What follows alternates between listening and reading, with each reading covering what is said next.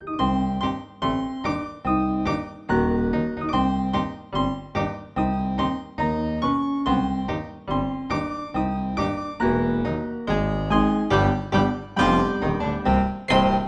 to Finding Monster, right? The show about finding monsters, right? Right. I'm talking like a child because today, I can't. It was too hard. It's too hard to act badly because I'm so fucking good and talented at my job. Today we're talking about peanuts. Yes, we are. I'm Adam. I'm Allie. And we are going all up and down that old Peanut, Illinois Avenue. That's where they live, right? Yeah. Peanuts, Illinois. A fact that I just made up. That's why it's called Peanuts. Yeah, we were traveling to Charles Schultz's Charlie Browniverse. Yeah, and we have one thing on our minds. Roll initiative, Charlie Brown. What kind of D&D monster is the Great Pumpkin? Yeah, some people celebrate Christmas with Santa coming down from the chimney with all the gifts. Not Linus, though. He's got his own monstery buddy. Happy Halloween. This is how we are celebrating our final month of October, our final week of October, which should be 4 months. Yeah. I'm done introing it. We're talking about the Great Pumpkin, the being that Linus encounters, or wants to encounter, I should say. He has a Robert W. Morgan fascination with the Great Pumpkin. Ooh. Yeah, you think he's gonna hit puberty and realize that the Great Pumpkin is actually very attractive? I think so. He's already writing love letters to him. I mean, that's like writing a letter to Santa. Oh. So, yeah, what do we know about the Great Pumpkin from Linus's descriptions? On Halloween night, he rises out of the pumpkin patch and flies around delivering toys out of a sack to all of the good little boys and girls. And the pumpkin patch he comes out of is the one that is the most sincere pumpkin patch. Very important detail right there. None of these sarcastic pumpkin patches. And also he demands a sacrifice of true faith. And even if you fuck up a little bit, he will not come. Yeah, he won't even stop by. He does not have as good publicity as Santa. And which is why Linus is really trying to pep rally him. Yeah. Trying to pass off his gospel to all the other peanuts. And that's what they're collectively called, right? I imagine. All right. Do you think they have in any of the 35 specials, do you think there's been a neighboring town called the Cashews? Ooh, I doubt it. Okay. Maybe Walnuts? Walnuts is probably the rough kids down the street. Acorns. Okay, they can't just live in Nut County. Nut County, Illinois. I don't know where I am from. I don't know where they live. I can't understand the adults. Yeah, they have mail system, so it's somewhere in the United States. But anyway, yeah, we've determined that the Great Pumpkin is some kind of being, some kind of monster's obscurance that occurs.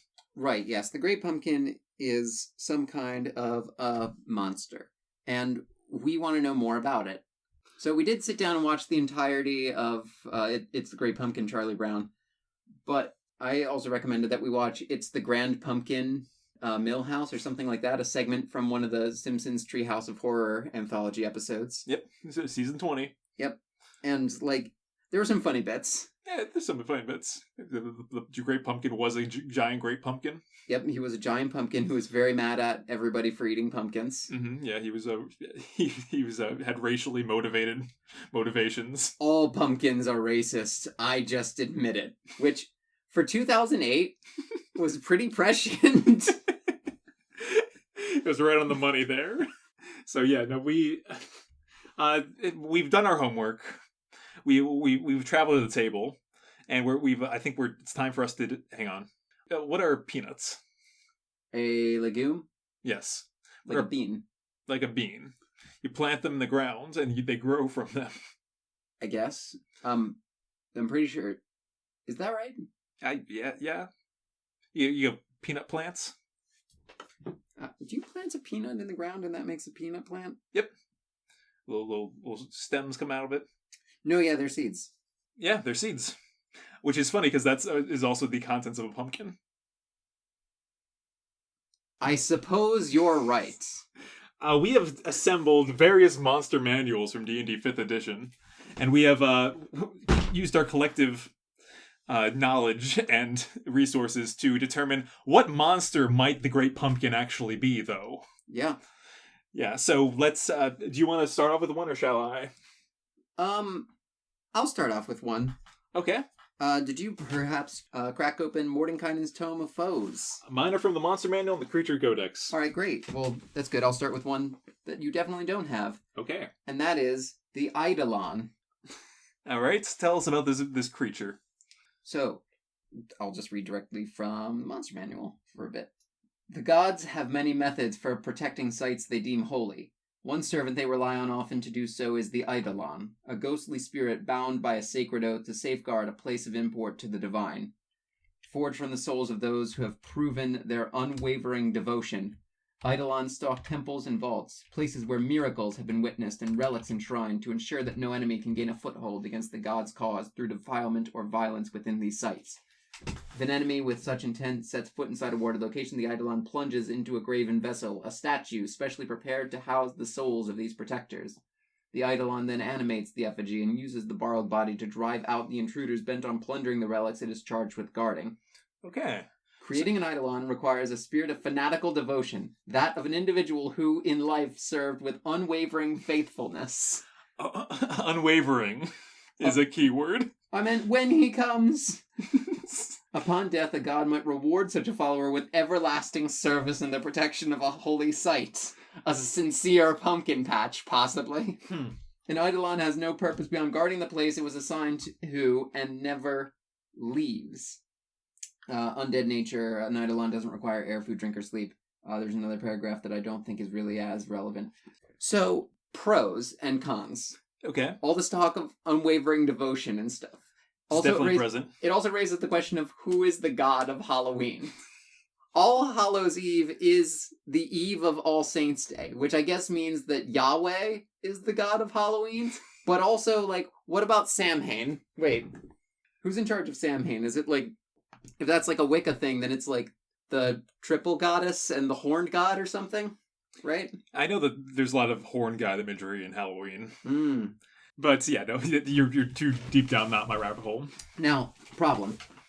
Well, one of the other pros is that, like, it's designated to a specific location, like a very sincere pumpkin patch, but it also can't leave. I think we know about the Great Pumpkin is that it appears at the most sincere pumpkin patch. Right. Also, when Linus says he flies around the world, he does make a motion like he is flapping his arms like a bird.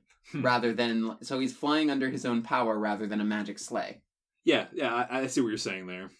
So, yeah, I would say that he does not, he would have a fly speed of sorts.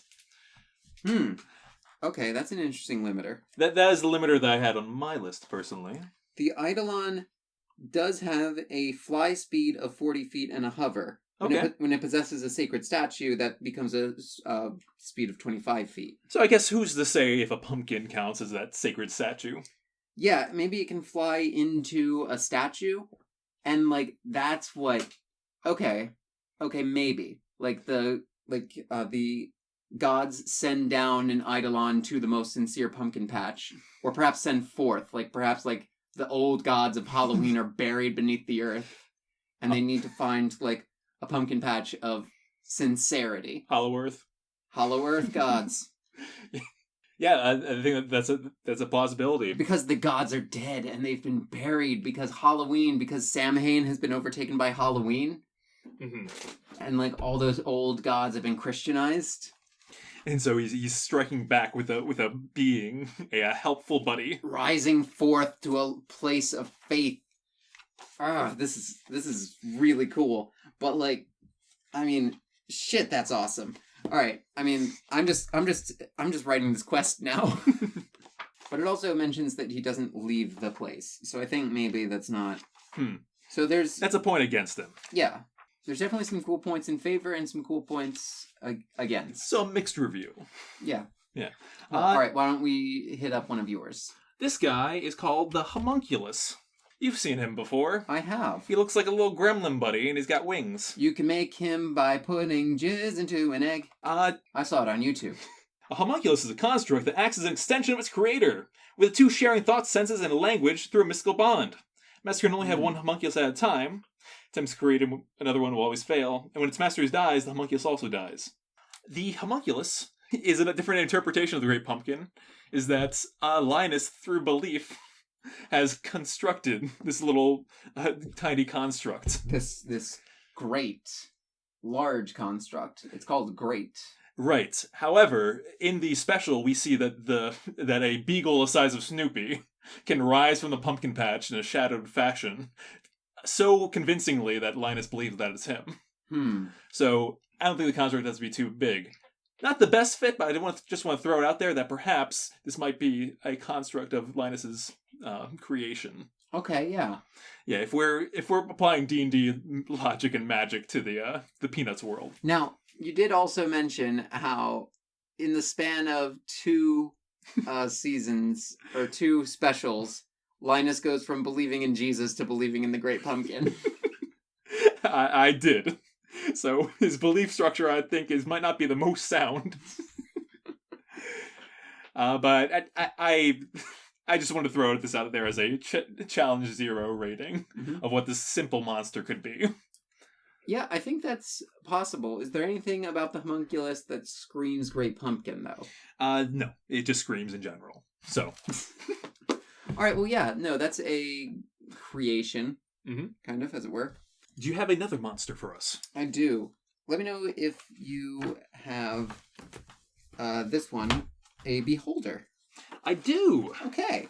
Now, first off, so a beholder produces another beholder from its dreams. And a beholder, if you don't know, is It's a cycloptic round monster with several eye stalks. It's a big eye. It's a face, except mostly an eye. And there's a mouthful of gnarly teeth, and there's some eye stalks coming off of it, and it floats around. It's one of the earliest classic D&D monsters. Like, you might know what this is without even playing. Like, it's on all the books and stuff. Yeah, it's a beholder. You may have seen one in Big Trouble in Little China, briefly. So, the beholder generates new beholders from its own dreams. Okay. So what it dreams it makes. Enemies abounds, or so every beholder believes. Beholders are convinced that other creatures resent them for their brilliance and magic powers. Even if they dismiss those lesser creatures as crude and disgusting, beholders always suspect others are plotting against them, even when no other creatures around. A beholder's spheroid body levitates at all times, and its great bulging eye sits above a wide toothy maw. Much like a jack-o'-lantern. Much like a pumpkin. Its eye stalks are like, vines. Oh, okay. Of a pumpkin. Yeah. And in Volos, which I am flipped open to while you're flipped open to the Monster Manual proper, there are like tables for customizing your own beholders. Ooh, can you get one with more than one eye? Could you get one that is roughly... Let's take a look down this list and see if we can get a beholder that is roughly the characteristics of a pumpkin. Okay, so body diameter between 4 feet and 6 feet. We don't know that specifically. Skin color, can it be orange? Brown, yellow, gray, green, pinkish, purple, blue. Brown yellow is pretty orange. Okay. Skin texture, pebbled, pitted, plated, scaled, smooth, warty, wrinkled. I would say smooth. Yeah, pumpkins got that smoothness to them. Yeah. Eye color, red, orange, yellow, jack-o'-lantern colors. Yeah. 100%. We're checking out here. Iris shape, triangle is on here. It is? Yes, it is. Oh, wow, that's more telling than everything else. Eye size, 50% of normal, 75% of normal. It could be, doesn't matter. That's up to the carver. Eye stalk texture, smooth, ridged, as like an earthworm, or segmented like an insect. I think maybe... Nothing there's super viney. I guess smooth? Smooth, but like ridged laterally, not segmentedly, like an earthworm. Eye stalk shape, thick and long. Okay. Sure. Mouth shape and size, large, wide.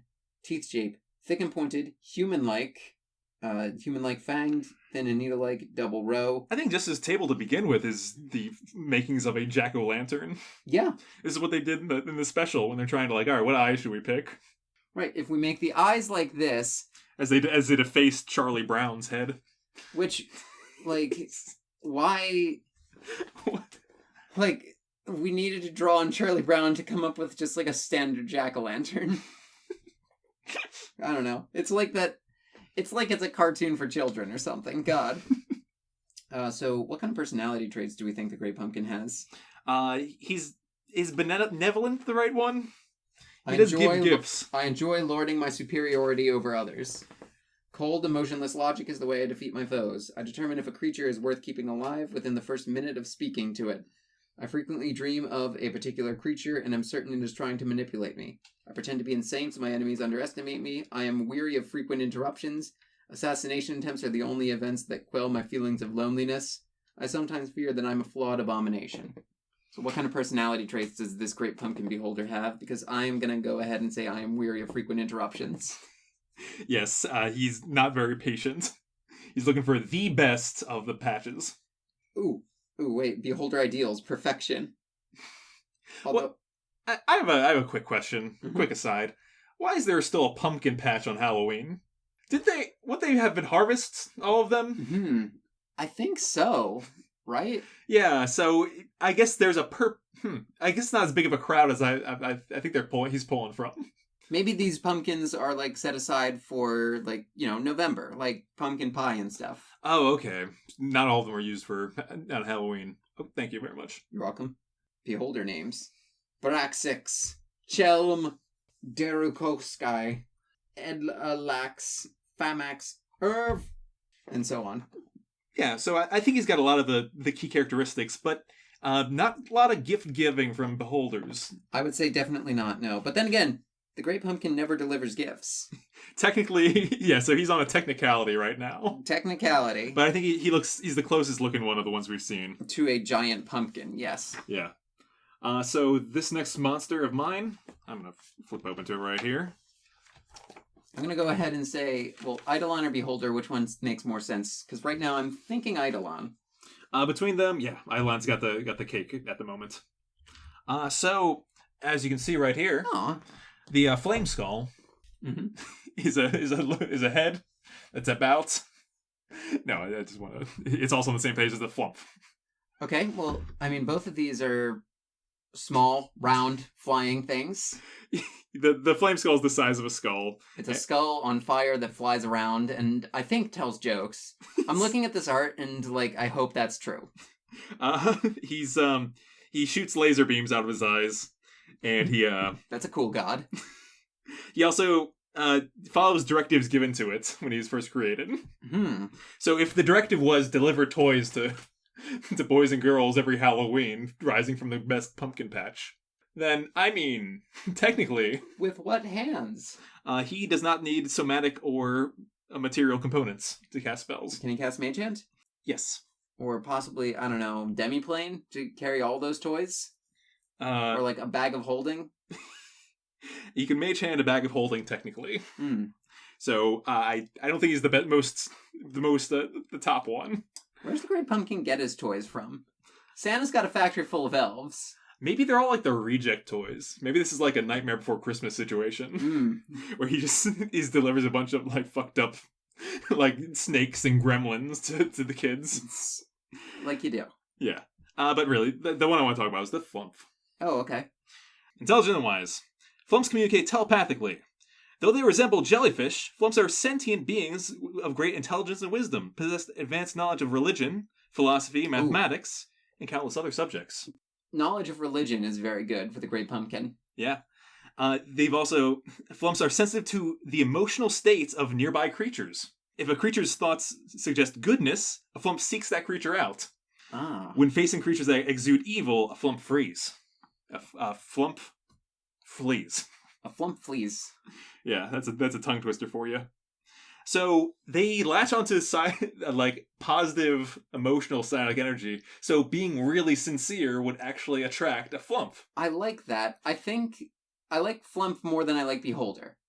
And Yes. I think I like Flameskull the least of the bunch so far. Agreed with that. And then Eidolon, I'm not sure if that's better or worse than a Flump. What I like about the Eidolon is that it's more powerful than a Flump, because I think a Flump is a very low challenge rating, right? 1/8 Yeah. CRs. That might be the edge, but I like both of them, really. Another cool thing about it, well, something that might be also a ding against is they live in complex and organized groups called cloisters, where the Great Pumpkin is a little bit more of a loner. Well, no, he does go from pumpkin patch to pumpkin patch. Oh, so he hangs out with the pumpkins wherever he goes? Yeah. Yeah. He does have a pumpkin-like, it's same thing built as the Beholder. He kind of looks like the flying spaghetti monster. Yeah. He's a lawful good. Mm-hmm. Which I think is the Great Pumpkin lawful good? I think so, because he delivers toys to children, but also he's lawful.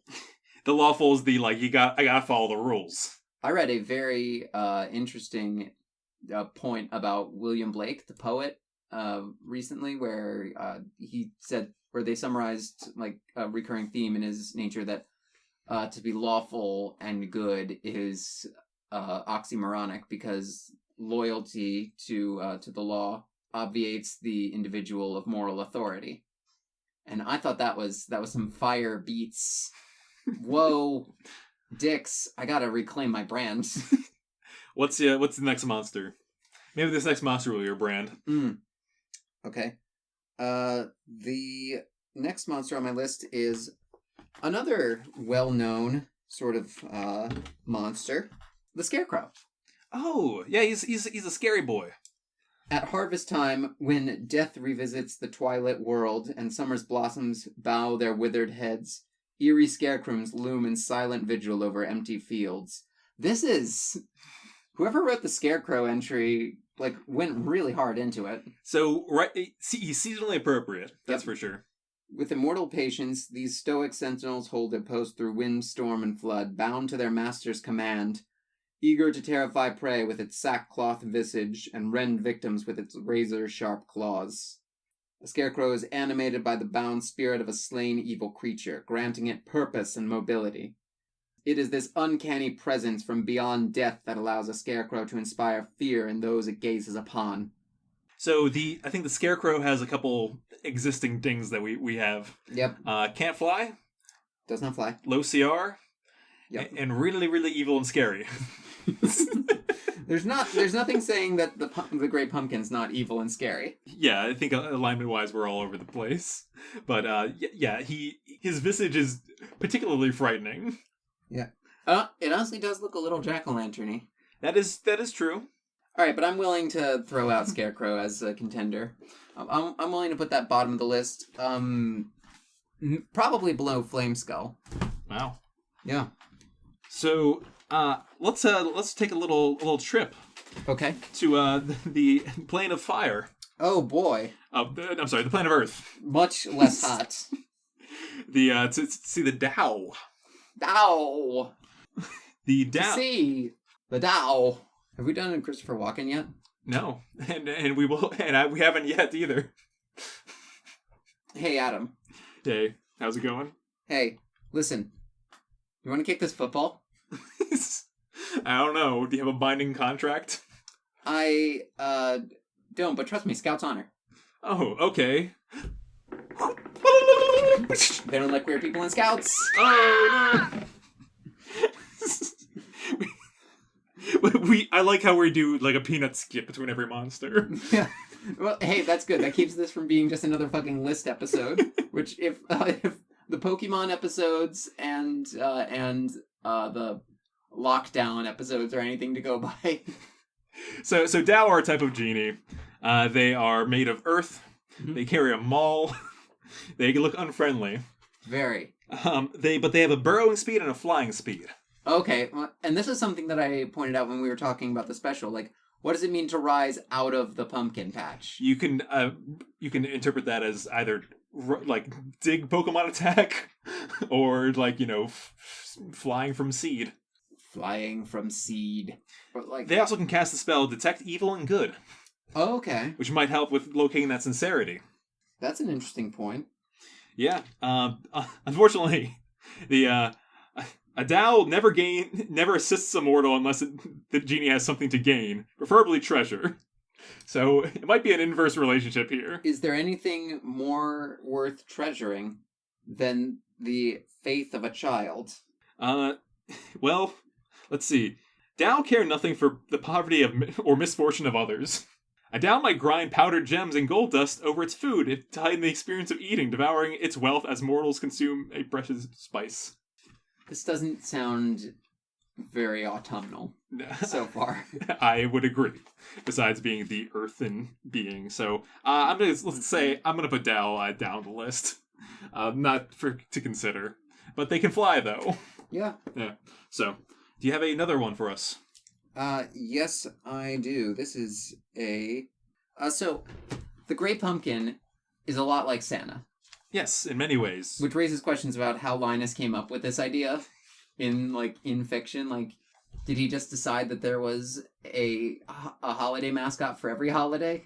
Yeah, he probably thinks that in 4th of July, a giant Uncle Sam comes and delivers toys. Just like roams over the horizon. Yeah, or maybe it's George Washington Returns. It's terrifying. The most honest person gets apples. Joe Biden takes the Anduril, the Flame of the West, into a cave, and like George Washington's ghost is there with the Continental Army.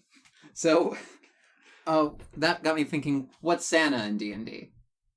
Oh, he's, I suppose, some kind of. You probably have an answer, right? Maybe.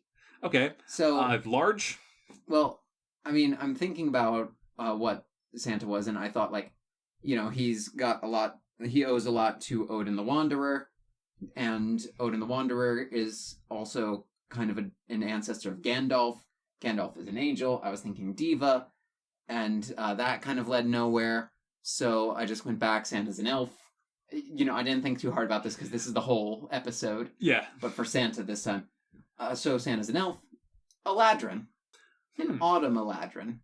To match that season. The Eladrin are a kind of elf that can change their shape according to change their mood and personality with the season. They change their features and their mood and personality according to the season. And the autumn Eladrin are particularly generous. Also, most of the Fey lords and ladies are Eladrin. Yeah, so a whole Fey lord. Yeah. An archfey being, which, yeah, that is the most on brand when it comes to the season, I'll say. Yeah. Is Linus a Fey warlock? And, like, the blanket is his Pact of the Chain familiar? And, like, he has it like Doctor Strange. By the way, I've had my baby blanket with me for this whole episode so far. I felt it was appropriate. Good grief. Yeah, like Doctor Strange. Like Doctor Strange in his blanket. Cape. I mean, that's... we're talking about the D&D occurrence of what this is. Could the pumpkin patch, a particular pumpkin patch, be a Fey portal? Yes. Yeah, that seems like something the Fey would do. Yeah, actually, this is pretty apt. And, like, the features change, right? Over the course of the year. Think about an elf who has decided that, like, pumpkins are a very generous fruit. And so they're going to, like, in autumn they will look like a full ripe pumpkin and they will be the Great Pumpkin. And then, like, in winter, they turn into something more withered and dour. And then in spring, they turn into a vine with, like, pumpkin flowers on it. Yeah, perhaps because Archfey are kind of like, they rule in a certain sense, they move about with, like, their posse. And as they travel, they might have crazy magical modes of transportation. Imagine, if you will, like a Cinderella-type pumpkin carriage. Oh, okay. And a child seeing this rise from, like, the pumpkin patch, throwing out gifts. Like, because he's just generous to begin with, might interpret that as a great pumpkin that has come. Oh, okay. Like, maybe like ancient cultures saw the sun as a great wheel of a chariot. I think that there are valid interpretations of the Great Pumpkin being a Fey being, specifically an Eladrin that changes with the seasons, and the seasonality aspect of it explains why he only comes on Halloween. Yeah, right. And the sincerity thing is also like that's very Fey. Very Fey. So, top of the list right now, really? Eladrin, I'd say. Okay, I like that. All right. Back to appearances. Grell. The Grell. Okay. Okay, so the Grell. Listeners, think of like a snake or a worm or something. Oh, this is the Grail. Oh, wait. Whoops. Sorry, I was looking at the Grick, which is clearly... Oh, good lord. Think of a brain with an eagle's beak on the front of it and a bunch of tentacles coming down. Yep. They can fly? They can fly. They are round. They can fly and are round. Is there anything else? They have tentacles, which are like vines. But that is it. Okay. Technically not the bottom of the list, which is pretty sad. It's not gonna beat Eladrin, so... Can I be honest about the Grell? But yeah. I hate them. I don't get it. It's kind of dumb. All right. If I saw a Grell... You know, I've talked about this before. This is my metric for any D&D monster.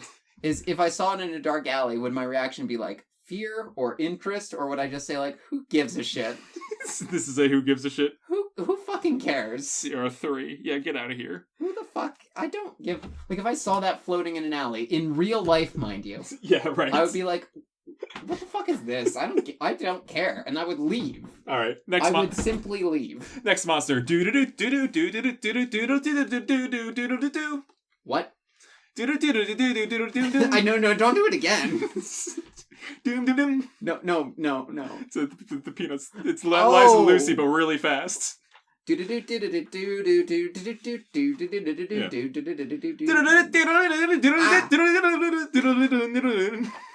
assure you right now that on the Audacity chart, that looks real bad. Yeah, I can see that. Oh god. All right, yeah, go ahead. What monster we got? I forgot it was my turn. Yep. So rising forth from the pumpkin patch, right? Yeah. What is in a pumpkin patch? Dirt. You have dirt, earth, worms. Clay. Okay. The clay golem. Oh. Sculpted from clay, this bulky golem stands head and shoulders taller than most human-sized creatures. It is human-shaped, but its proportions are off. Clay golems are often divinely endowed with purpose by priests of great faith. However, clay is a weak vessel for life force. If the golem is damaged, the elemental spirit bound into it can break free. One little mistake like that can...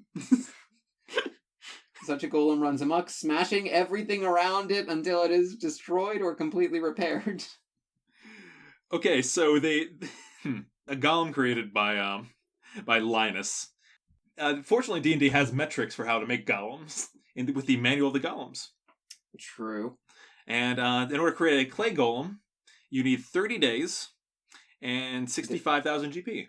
There's 31 days in October, and money doesn't seem to exist in the Peanuts universe.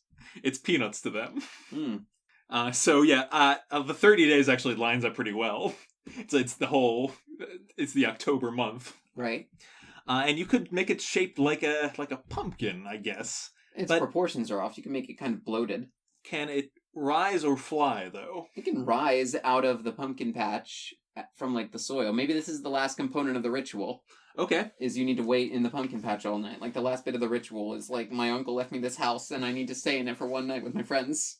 I guess the last checkmark then is, does it give gifts away? It is unaligned and follows orders, so there's no reason why it couldn't. So, theoretically, if Linus constructed a golem, a clay golem, and told it to give gifts to everyone... Well, maybe the golem already exists, and, like, Linus is just summoning it with great faith. Because that's what his dad, the golem's dad, was like. I don't know, it's a thought. Alright. We'll add him to the list. Alright, I don't think it's topping anything, but it's definitely not the lowest. Okay. So, I have a couple plant monsters from the Creature Codex. Oh, good. I don't actually have any plant-type creatures, and this is the Great Pumpkin, so... Yeah. This one's called the Excretable Shrub. Gross. I'm sorry, mispronounced. Execrable. Execrable. I don't know what execrable means. Me neither. It's a shrub. The shrub offers shelter and protection to all manner of foul things. The plant typically grows around old ruins and caverns to tempt monstrous creatures to lair there. So long as the shrub has a steady supply of blood and meat, the relationship between plant and inhabitant remain agreeable. Huh.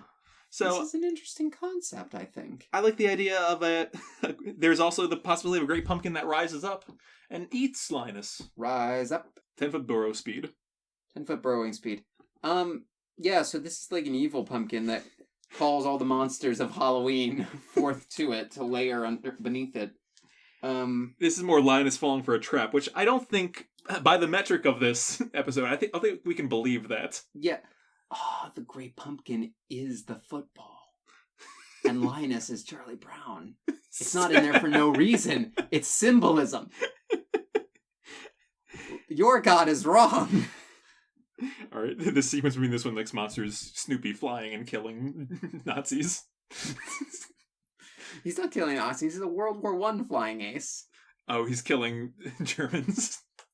Yes. So, my next monster comes to us from Kobold Press, a third-party thing, much like the Creature Codex. Mm-hmm. Comes to us from the Tome of Beast, the Idolic Deity. Okay, another, is this another idol that's been imbued with power? Yes. Idolic deities are found in ancient temples and deserted tombs. They are relics of an elder age and all that remains of the favored children of a deceiving dark god. Mighty lordlings like Akamon the evil thought, Nangat the discontented, and Sarvar the oppressor. Also, Jig the unsettled. Jake the Unsettled says, wah, wah, wah, wah, wah. That's the Eldritch voice that it uses. Sent to consume the souls of those worshipping gods of light, these beings of shadow and sand labored slowly through corruption of the soul rather than outright war. The corrupted ancient tribes and their priests began worshipping them as gods, and they forsook their master's purpose to revel in their pride and vanity until they were struck down for their treachery. They have since wasted to a shadow remnant and been imprisoned in stony idols that barely cling to solidity. Okay. So, I'm seeing an idol shape. Yep, an idol, and one of the traits under the Idolic Deity stat block is apostasy aura. The Idolic Deity's presence causes devout followers to doubt their faith. A cleric or paladin that can see the Idolic Deity and wishes to cast a spell or use a class feature must make a DC 16 Wisdom saving throw on a failed save, blah, blah, blah. And also action, seduce the righteous. Oh. The Idolic Deity targets one creature it can see within 30 feet. The target has disadvantage on attack rolls, saving throws, or ability checks until the end of its next turn. A protection from good or evil spell cast on the target prevents this effect as it's a magic circle. Now, Linus... Lights, please.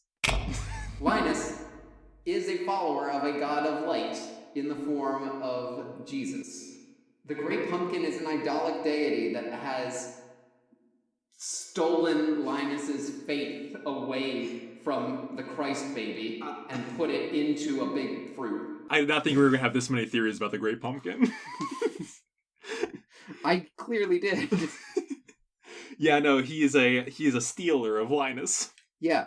Now, the question is, what dark god is he possessing? This is kind of the same thing from the Eidolon, right? Like, yeah, whatever the god of Samhain is, which I'm going to go ahead and look that up. So that's my pitch for the Idolic Deity. What do you say that... I mean, is he, like, plant-based? Not necessarily. Can he fly?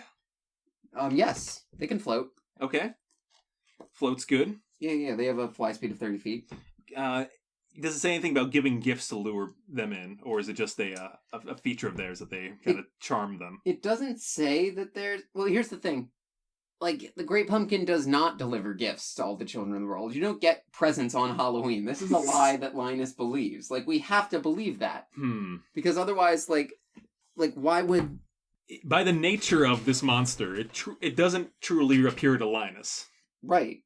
In this case, if this is the case, then that's pretty good that he doesn't actually show up. Right, yeah. Like, the ritual is incomplete because Linus doubts his faith briefly. He strikes the rock twice and falls asleep in the pumpkin patch, and Lucy has to get him.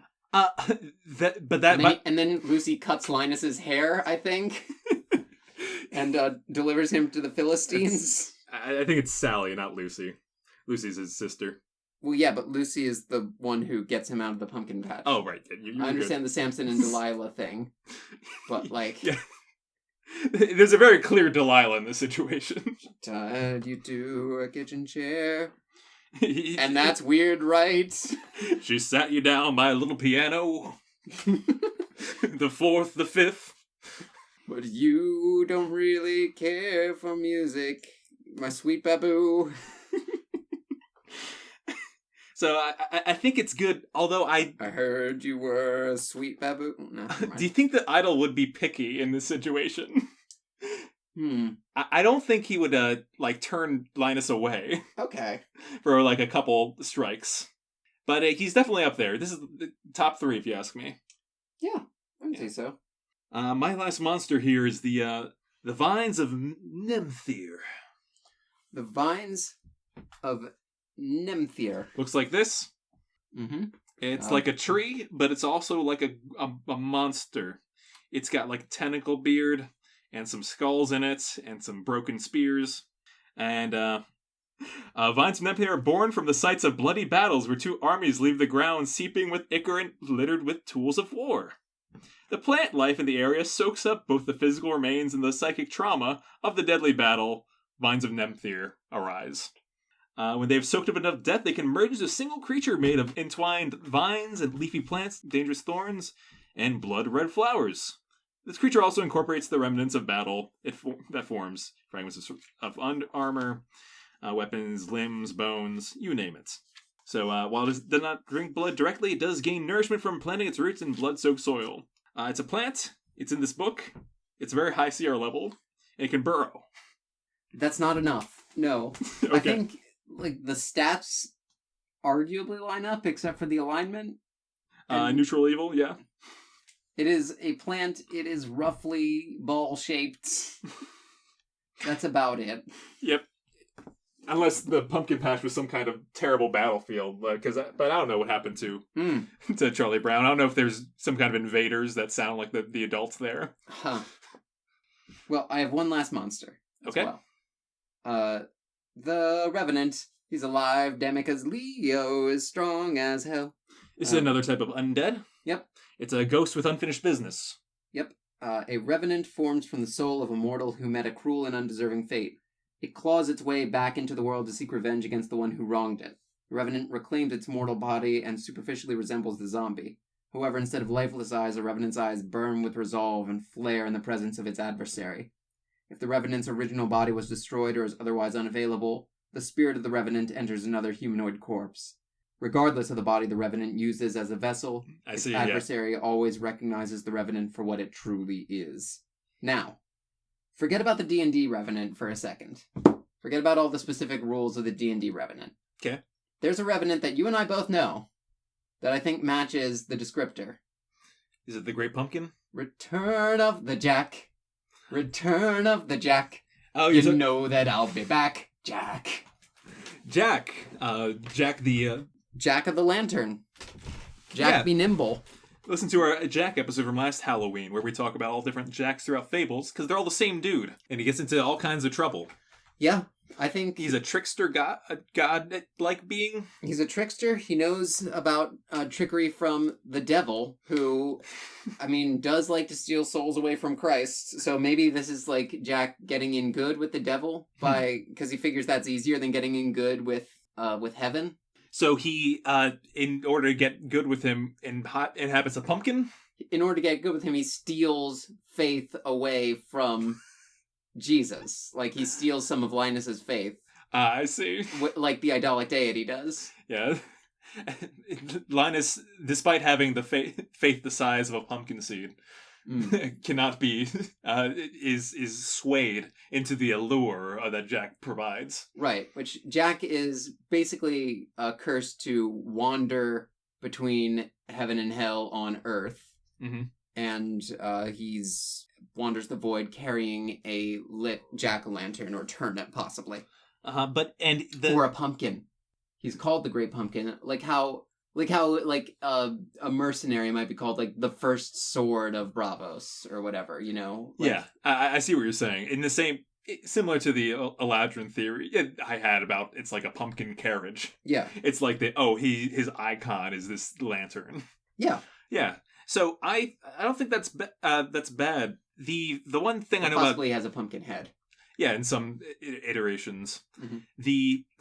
The one thing I want to point at is that one of the things that Jack shares with Halloween is the penchant for tricks and in troubles.